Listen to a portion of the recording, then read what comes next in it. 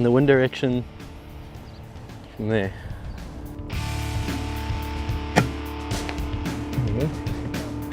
So it was a pigeon from 124 meters.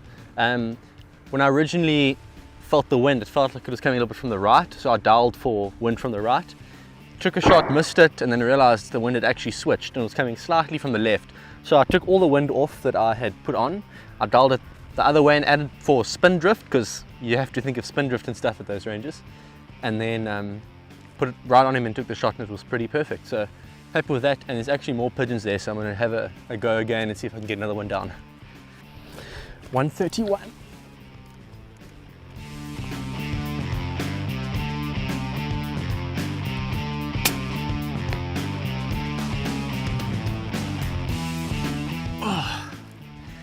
And 131 meters, so 2 birds in a row.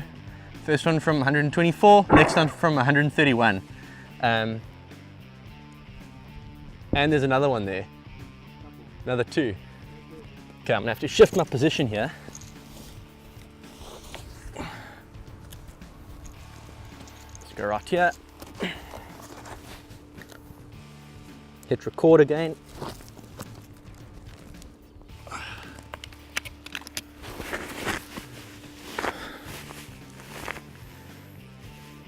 I'm gonna go for the one at the top of the pole there.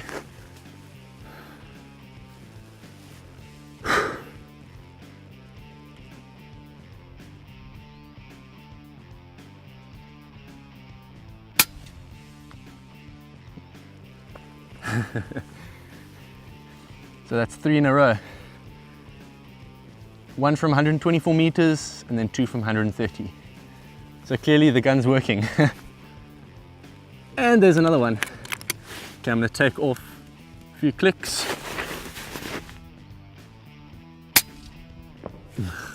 There you go. Just hold a bit for the wind and it does the job.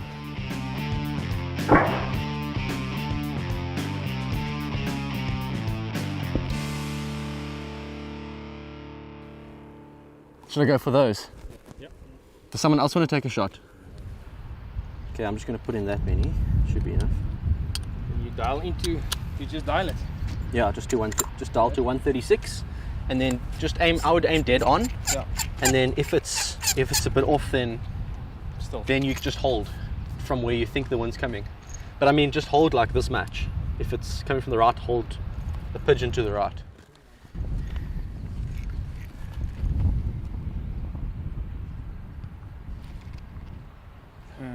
Are we up? There you go. There we go. Right. Feels like the wind's coming from the left a little bit, eh? So I'd hold a pigeon to the left.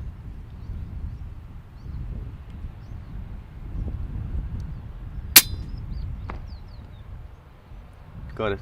Perfect. Want to go for another one? Another one.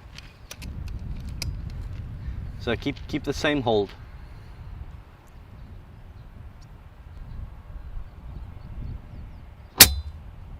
There you go. Yeah. There's another one there. Yeah, go for it. Played around and the other one there.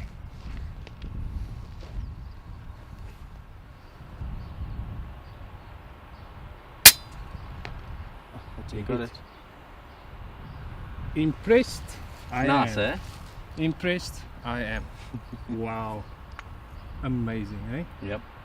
And it's nice to be able to just dial. It is awesome just to turn it to the dial and just pull the trigger. Yeah. Saves a lot of time. Obviously it doesn't work in all situations, like this is set for sea level.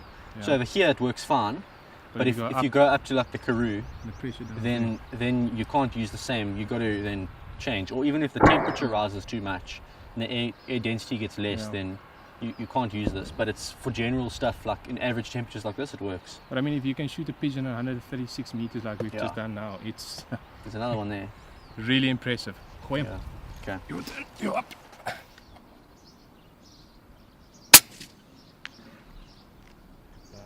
Got something of him. Yeah. But still, that's like with no effort at all. Yeah. It just flies true and straight. Wow. Usually with that kind of distance and this kind of wind, you have to hold about 3 or 4 multi shooting pellets. I basically held about 1.5 now.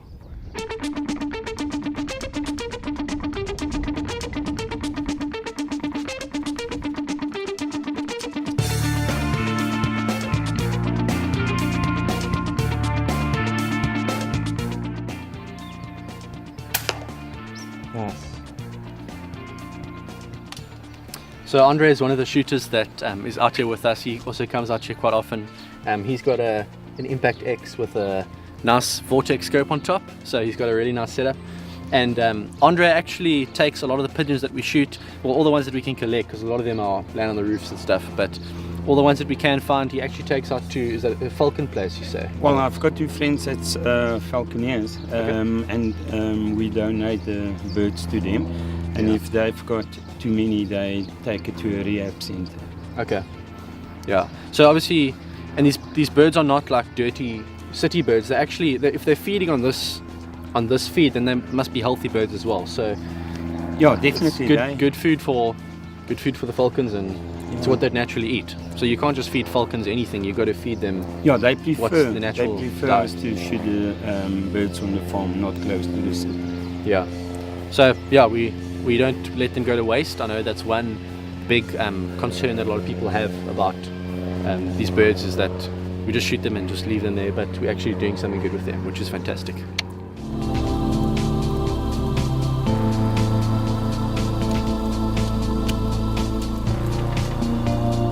Well, we've just had a nice little break, had some liquid to keep us hydrated, which is much needed now as it starts heating up. Back out at again, I've got my old original Impact this time. Gerard has my new Impact, and we have just spotted a whole bunch of pigeons on a wire there, so we're gonna actually go see if we can get a little bit closer to them and maybe take a few long shots again. So looking forward to it. Guns are filled up again, got air in them, so we're ready to go.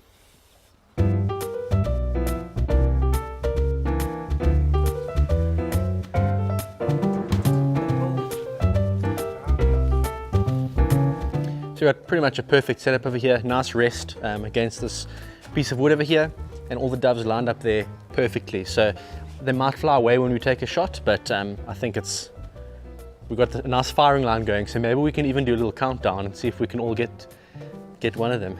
Hey, should we do that? Yeah, let's do that. Cool.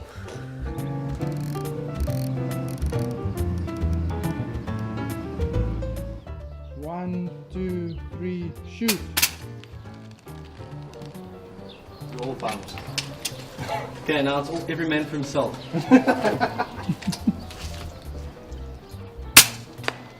There you go. I hit one. But that countdown thing, it doesn't always work well, because you're forced to take a shot at an exact time, and it just forces you to rush it basically. So I think we all just pulled that and didn't quite work at all. But there's also a bit of a left to right wind here that blew my slug quite a bit, so that could have had an effect as well. Do you need a range? Okay.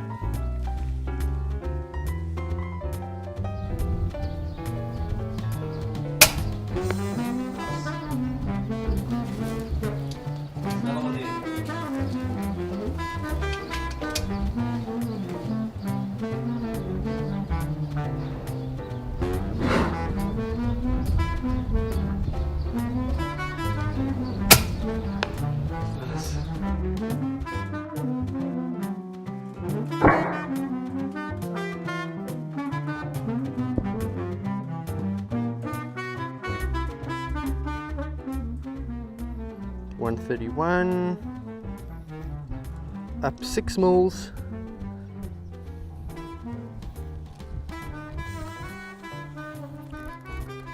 Okay.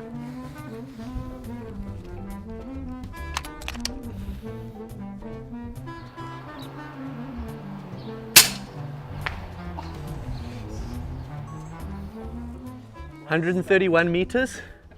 I hold just under a mil for the wind. Killed in perfectly. You can hear the thud all the way from here. So really happy. That's awesome. I must say, one thing I want to add is this scope, it only has 5 mils per revolution. So it means that I've got to do more than one full revolution if I go more than, more than 120 meters. Whereas that other scope, the ATAC R, I've got 10 mils per revolution, which means that gets me out to 220 meters or something on one revolution. So that's really helpful when you've got those scope stickers, and that's probably why I prefer the other scope to this one for long range stuff. But there's another dove there, so I'm going to try and hit it as well from the same distance. Let's see. I'm going to have the same hold.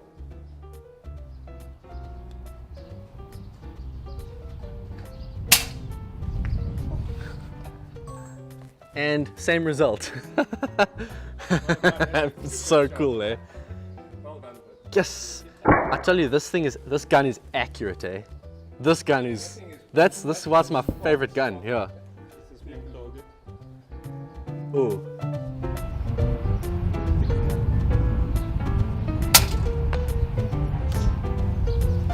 Sweet.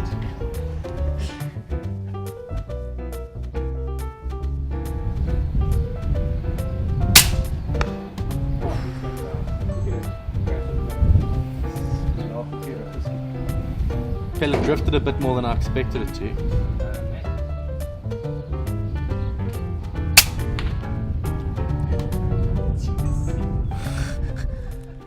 It's just amazing, and this, I mean, the wind is blowing, hey?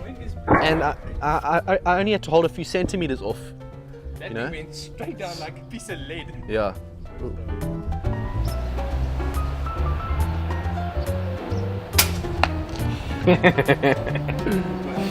That thing, I saw it go, it just. Yeah.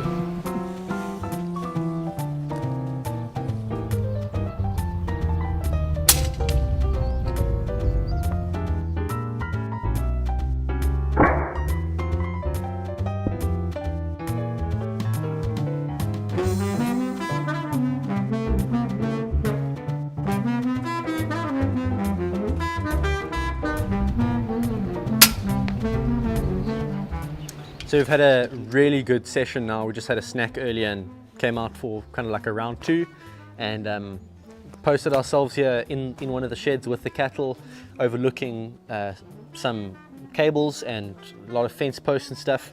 And the pigeons just started coming in one by one, and we were able to pick them off one by one at distances out to, I think it was 130 meters, the furthest one? 136 meters. So, you know, anything from 60 meters to 136 meters was dead meat. And the falcons came up and cleaned after us, so it's really, really cool. We've been having a really good time, got some really good scope cam footage with 3 impacts, which is great. And we've still got a lot of more work to do, so we're going to move on to another spot, change of scenery, and see what we can do.